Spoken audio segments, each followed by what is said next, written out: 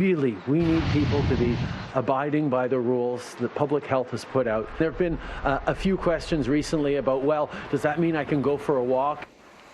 Physical distancing is no walk in the park. And although the coronavirus is shrinking everyone's world, certain Canadians are particularly vulnerable to the COVID-19 crisis and the reality of self-isolation. In his daily address, the Prime Minister said Canada's response will reflect that. Trudeau announcing that the United Way will be getting $9 million to help seniors, and the Kids Health Phone will be getting $7.5 million. Their phone number is at the bottom of our screen. Now, Trudeau also taking a moment to address young people directly. Have a listen. I know these past weeks have been tough. You haven't seen your friends, you're not able to go to school, you've been hunkered down with your parents, and you're watching the world you know change radically. But there are people who can help. Reach out to Kids Help Phone. The funding will pay for more counselors and volunteers to help kids cope with our new pandemic reality.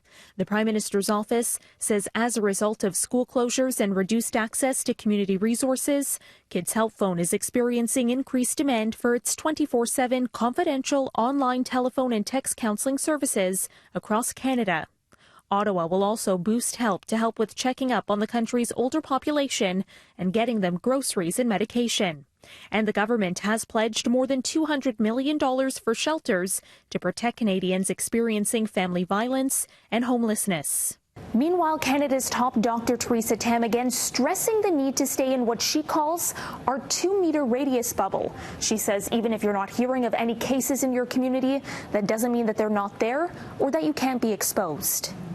Even our most important religious observances, such as Easter and Ramadan, will need to be adapted.